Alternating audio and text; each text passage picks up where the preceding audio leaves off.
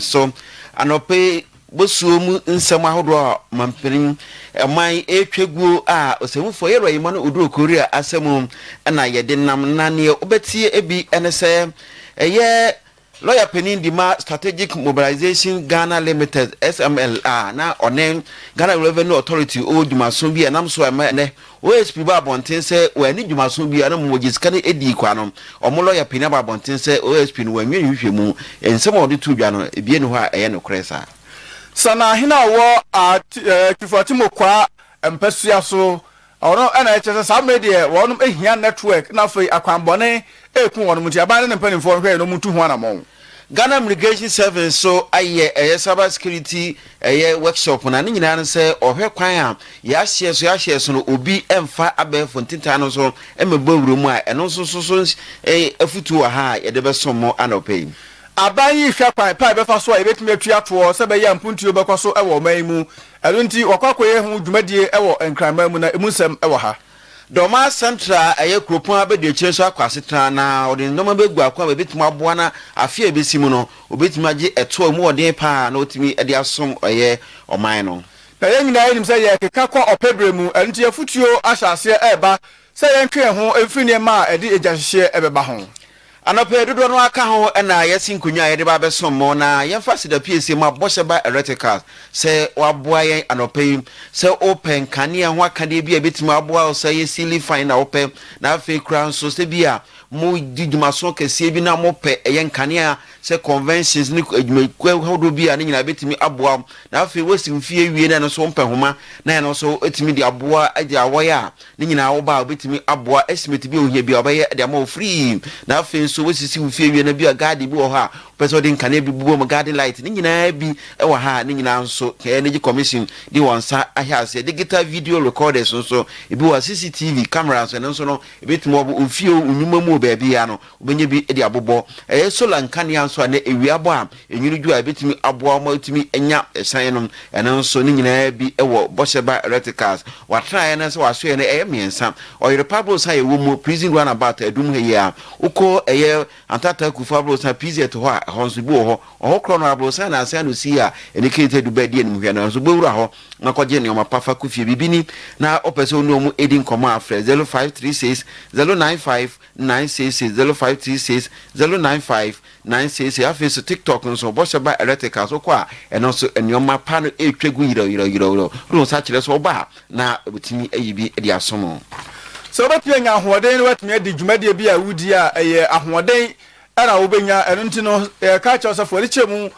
promise haba na bra baji enu papa me kire haba enuro yato ye bo ase aye ne kama oman mu empanifo a ehwe enuanesam ne enuro so nso atumi agi atom me kire Food and Drug Authority omo chese enuro na wa ha no no ebie ne ho a wono mu a ebekwa kofa ha de abra wo ni nyina enu papa yato ye bo ase aye eboa abirem ha no ye dwumadie ene ekwan ye befa so obetumi aboa ya ho oden obo ho mo se oden ne a obesoro kra Africa teso no kra na akwakoye asamfoforo ebise ne system no ewo form me pa che oba ha no ma obenya duro betumi aboa wo obi se ne honam ye ne ya se omo se die bi e friends sciatica na meto ase mi chese ni nyina no ba enu a wa ha no betumi aboa wo ema ne ose wo ye no watumi aye obo ho so se ma ye check wo me hu ne me chese me pa che bibi a ha wo bia no se wo gidi sa haban nuro e na betumi aboa wo kwade afo ni kiremu e promise heba ewo oyepa dem duem ha no ye ba bia ye wa ye no ebo kase yi oba na udru security checkpoint ho mo a o da also pe eye ba bia ton abibiduro no ewo oyepa no promise heba me pa che obia ebe kirewo obia be kirewo mo akwaje aduru a wo hia brasa moa so for samoa o de sister vida o ma ye crowd so so ba o mbe hero masomo sompa obo modern no wa frɛ 0535 544 681 0535 544 681 no mo no edi nkita ho anope benu ayaje pene ba besomo no mimidi ndi asonaba kwabena amwate mene amasia de hye nana ya opepra na yap afi yenye bre na enchiremu no yemfa nsomo yenim se enkyere kura na eye abankwa dubanu beka special prosecutor ewre kisi jabe eba abonten so kire se Ghana Revenue Authority ene adwumaku bi from Strategic Mobilization Ghana Limited SML na mu wo eye dwumadie bi edi a ne nyina ne se eto no ba bi wo ho a na ode shonsa so mo so emo a omo se betu abo ne sika hodo a eye Ghana Revenue Authority so airpen on so so betimi aka na kire mu a na sika be se 125 million sika bi a nge se afa kuntina se jumaso a ewo se SML edi de Ghana Revenue Authority no antimi anim anwe pe ye kra enti akwese sika boni bi na ogidi a eno no ka ho bi e ma nam so aban no to bufu ya aban ne ba abonte be de so to so se contract bi eda adwumaku mienum bia no eda no a enkwa awiye na no na lawyer penin e de ma e adwumaku so aba abonten ye lawyer se fast boyo eba echirim se OSP hwehwemu ne nsam abutu dwa no enya de a nukra bia wo mu anwe ye sanse enum ahodo a eda edi se ampa eye Strategic Mobilization Ghana Limited omone Ghana Revenue Authority dwumadi omde ekọ toten no eyade edimu ye pa na busumi kra etwemu kra no busumi du etwemu ya da to so du nan no eye Ghana Revenue Authority ko mon krata no ne momde bae no edi adanse todo se SML dwumadi omde no ampa enam ne kwaso nti se OSP ababonten abeka nsem ya enya ade a ogitum na nya no kra sa. Strategic Mobilization Ghana Limited was a proxy used for political patronage or illicit enrichment lacks factual and evidentiary foundation. The claim ignores verifiable documentation and business records demonstrating that Mr. Edusei is an independent and a long-established Ghanaian entrepreneur with a proven track record across multiple industries. Now, contrary to the OSP's insinuations, the establishment of SML in 2017 was a natural diversification step by the businessman with decades of experience in logistics, trade, and industrial systems. OSP alleged that SML did not provide any service to GRA, yet was paid huge sums of money.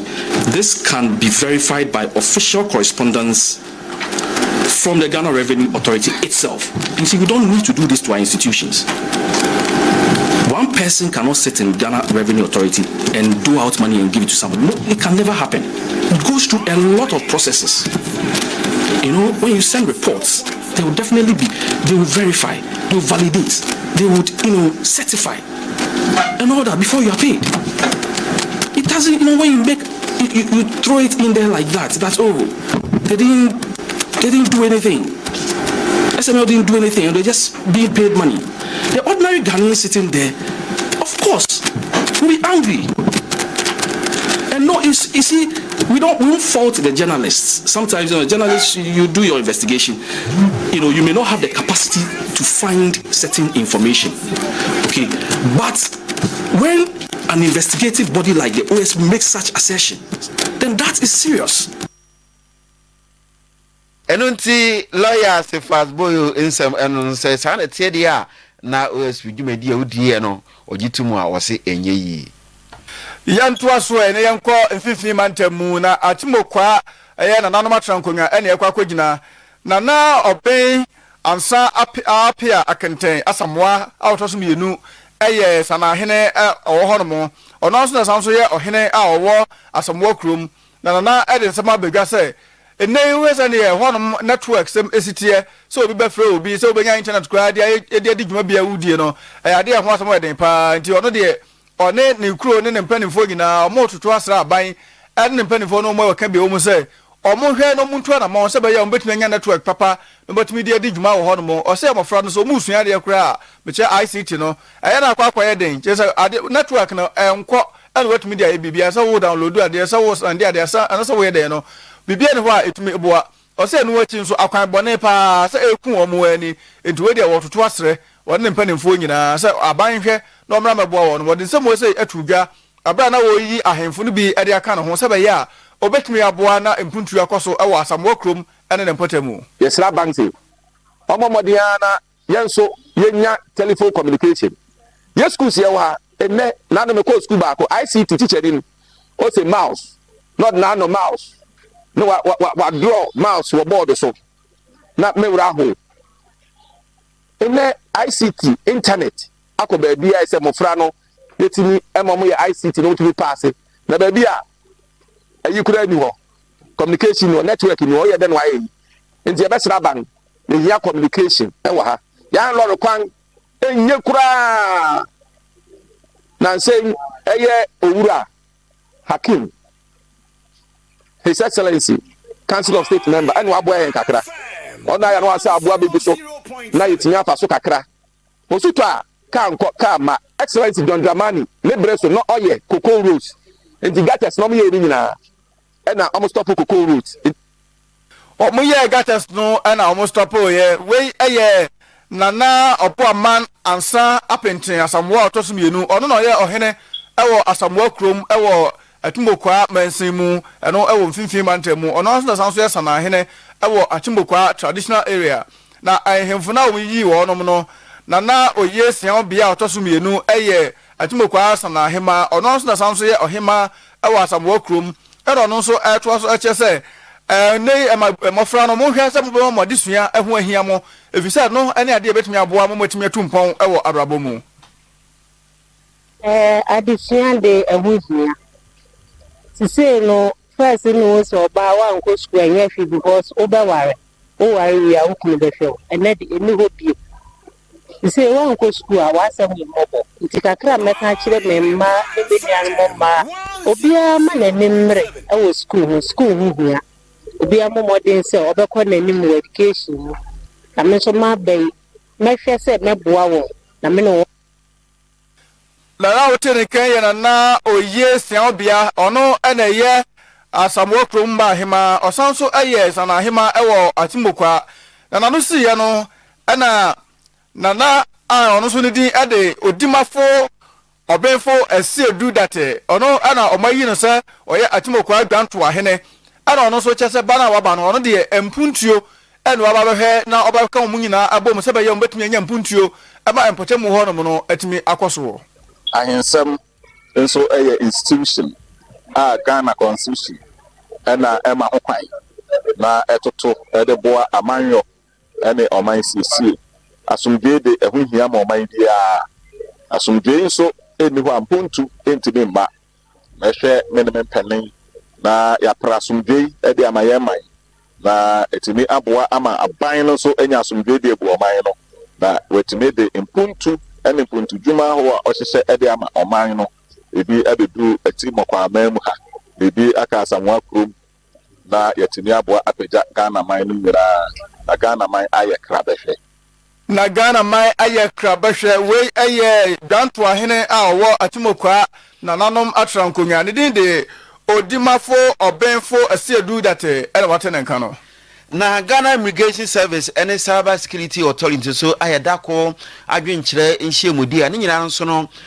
to adwen ahwe kwampa obitimi no magu akwan mu ene no yahye so no so nipa bi nso emfa abefo ntintan no so no emmongwem emmobokro no emedi ewu eno na ka ho bi ama mpenifo kohia no so kyekere adwen no mahodo bebre a odi egu akwan mu pa na Director for Operation edima Immigration Ghana Immigration Service Lord Afifa no chest o mine be bedru no say o mai bia e ko nanim o ne bambo mti no emra so say yenso e di ne yiri mu pa na ene se ne cyber security be kan say entintan so e kwan nipa bi fa so bokro no e kosoro nti o say yenso ya hye so no ye yiri mu yi pa to control our data etc. These are all critical infrastructure that criminals will want to. If anybody gets access to, for example, our border management system database, they are going to target everybody, foreigners, dignitaries that have traveled to our country, etc. They'll use their data to cause trouble. So we are very, very, very mindful, and we work in tandem with the Cyber Security Authority to make sure that our systems are secure, that we have the capacity also to investigate cybercrime, because that again falls within our mandate. When we are investigating this smuggling and trafficking, many times now, we find the aspect of the cyber fraud. So it is very important that we build our capacity in terms of investigation, build our capacity in terms of defending the Yewra Lord Fifa Anusia enam acting director general the Cyber Security Authority Yewra Divan license so HS dwumadi ya de hia pa sanse be oman eduro ne ene se nipa bi epe kwambone so anya sika na abefo ntintan so no e so oman so yire pan pa under money through the traditional bank system anymore. So what the criminals are doing is trying to use the technologies at their disposal. And what they do with it, one, they try to launder money through the crypto system, and two, they traffic people into countries, and then they use those people to begin to coerce others into giving ransoms. So in doing so, they enrich themselves. For us to be at the back of that or on top of that, what we need to do is to strengthen our ecosystem, ensure that the gatekeepers like Ghana Immigration Service are on top of issues from the borders all the way down to the headquarters. Enti Yewra Divan Selassie acting director general at the Cyber Security Authority. So my bia betum pon wa ya na ejina etuo a o man no etumi agigye so enti make say aban e de abasa o say etumi tuato so be ya ye nyina no betumi ama o man no etumi etum pon na so empre bebre ya na ade ya na say utuato no na obi nso edi tuo nti kokoba na sa na chese de wo tuato no aya na eye ne ya efise de ya na ono odie no ono na nigye na so ne nyina mu no esese ye ne etumi tuato ema o man no etumi tumpon enti make say abayi ade enhyehyɛ ba sɛ ɔman nyina no efata sɛ yetuato di wakwakoye dwumadie bi ɛwɔ enkraman temu a make sɛ chief of staff owura Julius Debra ene kwakasa wo dwumadie na se ene wo kyɛ sɛ etuo de sɛ wutua eno ene edisiesie man sɛ wo pɛ ka kwan wo pɛ schools bibi biara ya na ye press aban be ya mai bia no ɛyɛ saatoɔ no ene ye de ye na ɔmo nso ɔmo bɛ hɛ sɛ yetuo ne etua ɔmo ni no basabasa na dwumadie sɛ ɔmo de die no ɔmo de bedi ɔmo sɛ dwumadie nti ɔmo kokodi saa ɛyɛ saa dwumadie wɔ hɔ no na sɛ ɔmo kodi etuo ho enkomo no ɛkyerɛ sɛ ɔwɔ sɛ yɛhwɛ na obi mɛmɛ hyɛ yɛn sɛ yɛnkonko tuato ne ne akase betumi afiri yɛpɛ mu ne yɛbetua to ne yɛbetua etuo akase ɛmfa ho ne ne yɛ sɛ wo tua no sɛ wo betumi kura tua mana boro so a tua na fi sɛ etuo de ɛyɛ pa citizen, resident, enterprise and stakeholder in Ghana has a stake in the common future, and that our tax system must be understood, trusted and sustained by all. We must move from seeing tax as a burden or inevitability to seeing tax as an investment into the building of our dear nation. As part of our reset agenda, we must take the bold step of internally generating enough revenue to fund our developmental projects. Yes, I do admit attaining complete voluntary compliance is a journey, but I believe we have taken too long to reach that destination. And I consider this campaign as an essential tool to help us speed up our travel time.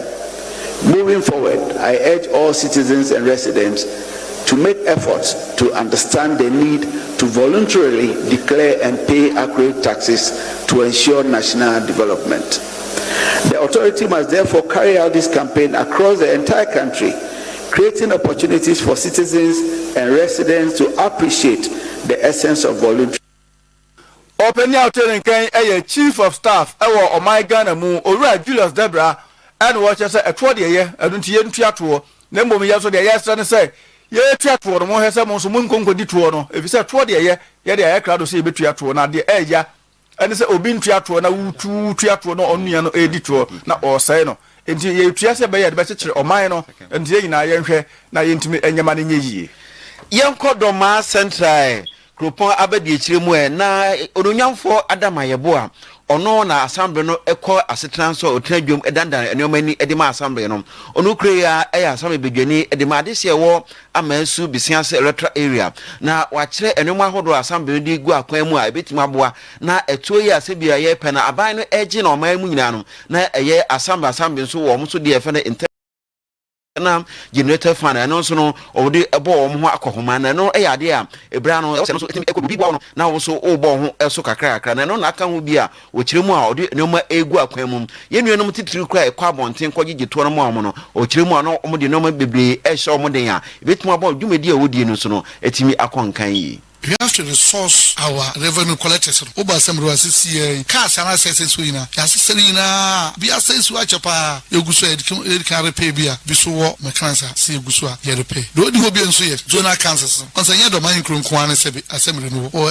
decentralization na assembly system na ko zonal councils your 9 zonal councils do ma ha. Just office. E mo zonal council bia officer obetina how be adwuma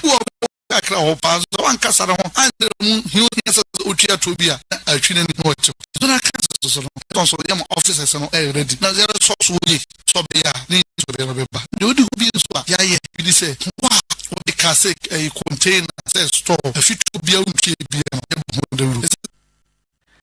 na wa mananso ana na wo dem say ni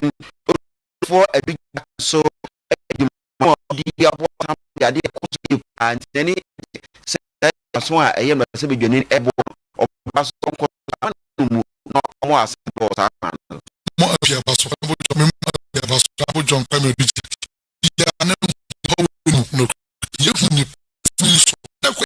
meeting can't the fair assembly members so my money beer also yeah how to say when you but that's means and yes more to be baby or my bros enu ndi emrase be nyame chano yen abremu na so samre and modern ko che and akai any ko jam na obi fu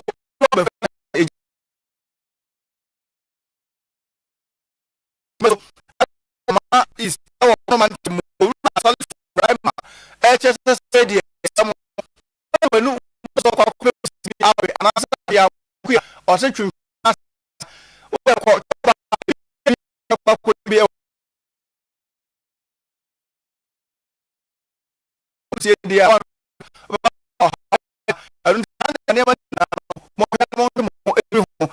so akuafo na kwa afo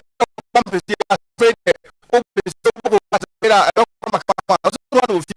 na mo de mo mfa nko afa electricity nso yan hwade anya ho bibia kama sebe ya enkofa oja enfama nadmo de ye dwuma titiru pa ye afutu se de be ya nipa betima twene ho afiri ohawo enye se ye twan ma hawo no ba ansa na yetu anamo ja hihye de ye nyina ye nim se enya ade papa nti kakra metima kan se sese ye si November mi nsuo no nya de ye hye da ba betobiem na ne ye nyina ye nim se pen nso so eye sei na se nsuo eja hyase se ehye a enya ade a yetimi control no nti ho behia se timamufo no ye nyina ye bebo ye ho ban afiri ja hihye ho saa mre ya ye ko hihye mre no ana pebre no ayi ni ti no na ne di kan na ne se yenya yewo afifim no ye mo ye ho ban emfiri ja hihye titiru o prapra owura hwe se babi a obehye no no enko ban wura ana enko ban ade bia ebetimi edi ja hihye aba eno kura ye hia ja hihye enti wo ye bibia na wo wani ada ho no mo we eye open na ono na da nadmo dwumadi na no ewo bono ewo doma east bono mantemu owura salifu brima eno watene nka no University registers ewo oman so ayo nhemudi aka 2025 Registers Management Seminar ewo University of Ghana Legon na dwumadi no mu na Den of University of Ghana Business Schools Professor Justice Bauli kasa na ochirim se no kranyame anim nie public university to omo brepa painting kwa omo tie nyina ne se sika school fees ya ya ekosua de ho no tua na ya na wo form odototo ankwankwa university no obitimi tua ochiremu a na obi tua be 15,000 afi na nso bokọ aban mu de no na 2,000 na eno aka ho bi ama namso sa ye se omo je emofra no dodo na edolso no wotimanya sika aban so sika ode mo omo takọ ho sika mo nyimfa bom ho bra no ya na ewo form pante ka ho bi a na afi anamo eso mutuo no so ade hu a ewo so ko de tete enchirima ewo nwumesu mu no edume bi ana twentwen na asente be hia se aban no ebetimi ama nani akon ho na afenhihia ahodo dubu agwa kwan mu no public universities no obehye omoden national service for no say yem pese ye be fa national service ye pese mo adwuma prekumpe because na adwuma so ani ye wo ebisusu wo ho a oba ye no nipa no dos nti wo de no ho atete sa national service for no say yem pese ye be fa national service ye pese mo adwuma prekumpe because na adwuma so ani ye wo ebisusu wo ho a oba ye no nipa no dos nti odi no ho atete saa obewie school no sabi o ka say one more lecturers me no omo kire na ade akura din a o humbo na saa nipa no odi ne bibia yeye enti asudie ne de eda ye so ara say ya je ato ye ho se ye be di teacher ya je ato ye ho se ye be university dia e o se ye afamu de enti yeguso ayeye ye sere say aban so emaboaye enkwada na adoso school fees no sa scan so ayenya free aban ho no so enti ebeduru ba bi no wo say the scan be so no ene ye de be ye say de ye kana sania wo say wo kete no saa na oda so sika no so a yentumi ye no bebre wo ko universities ni bia akwara ba ko 1 year o to over 150,000 Ghana cedis universities ni bi private universities ni bi wo ba ha yeah students ni 2,300 the whole year 2,300 the whole year oh enti say university ni benya sika ne kakra na wo se fankwara no dodo no a wo fankwara no dodo no aso so na che say kwaya obetumi afa so atete wo mo no na no so aye na dindindin but why anya no so so sika no unya bi na ade ahwe school no electricity bill gardening baby am of da library Enti Professor Justice Baure Ayedin University of Ghana Business School in some no yenim say abatwa ya to no 2020 ne 2024 yi ekokoba say ensensem bebre eba ye nyina beka ya de course ewo ayawa so ama owura Sam George o say I ran in a zigzag way utumu say bro ne ba no wato afa ha na we hia na ha no wakoto no wahuri no wawuro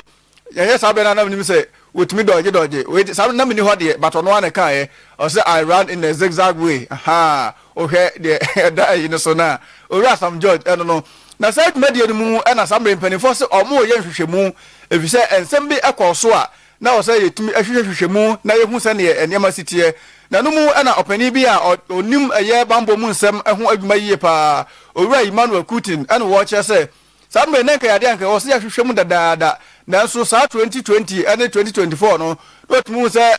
political pressure bi ewo honum na ensa kakraka bi esi saade no ho kwan na so samre ya ya sta ase de odum se betumi akwa kowie awie pa na mmom wasaso aka akire mu se sa dwuma de se tumi kwaso betumi aboa ema won ma ye ba beto ba na kese wo mubu kantan on fe nko sahwi enko pe kwa ye bi enko dua kokoko na mmom dasani ena obo na so mu se de wanya aye wrestling bi ebo no ombe he no matwo ho afiri sa ne ma no ho. Perpetrators are brought to book. So with these perpetrators that I mentioned, only 7 of the death came out of the direct involvement of the security personnel, both the police and the military. What the government need to do is that they should make sure these people are put before the law courts. Now, that's the beauty of democracy. So there will be able who say, you cannot go and do as you wish. What government needs to do is that it dare not fail us. Once this good initiative has come, we're all crying for a report. CCR report number. Names are mentioned. At this point, they are suspects. So about making sure, say, Meka NDC government, Meko the authorities clothed with the power to prosecute. If it was a very serious environment, when I say serious environment, Amraye Juma, Anka the former IGP should have been questioned. Senka former IGP, Kaya Chinibesuane Bisan and Sem Lanso Ankwan Kobanasa, where ye Ora Emmanuel Kutin, or ye Obia or Nimbambo Mun Sem Ye Pa, and Watchan again afa near Corso Ewo, about 2020 na 2024. Afi and I shall say a yamushimono. Yo, ye dear, and young con zigzag way, nemum, and ye con straight, ye could honey, yedimu AC, na your birthday back home be oh Hannah and sorry so. Your birthday will have himself, brother Joe. Why a crowd I am called. Or see, we a happy birthday, air call at the ama, yes to my Mary, or your jum to me, our African Faith Tabernacle Church. I saw my friends or different cansano, a whole and yes, my Mary, etonium. Ha, we every Yankasa Yanuya or before Michael. Our year Juma Ewo Atenka Media Village, which Atenka FM and Alfie, a year at Jankwa FM, a ho, and or the free at the buy. Yebada mo ase na ye da se da PSA ama akama ho we free any ankasa ye nua PSA ladi ho e na ba ye PBL har me ye o say happy birthday enko emfema Obiri Asamoah Rosina happy birthday enko edema Obiri Asamoah Rosina if you PSA ladi nchen e na ba ye na jo ye kwedie na chese ye de ankasa doctor nana doctor Ajimai Badu dia nana ene mama onkwanso piao ne mama ene eya kweside ne ya kweside nana nyina ade touch yes enti ene de yana na betena se ne ene nana no mahoro nyina ene yedu ene chise asante mayura ye mano ade touch piao akoso enti yasida PSA nkoma yesemufo yewra yimano oduro Korea na esemu ma ebra Joe na Febra Bismarck ebra ye Charles na boaye a Facebook nso abefo nso ode yetoto so for Richardson so ewo Promise TV Promise FM ho ono nso ode tutum edimaye America call edum president ono ode AI na voice na voice na kama AI producer o bibia kama ade amaye benwa ye pene besom anope mimidin dia sonaba kwabena amwate mene amanse de she nana ya pepra na yap ye koi die so mi so eboa he die ewra first service ye da mo ase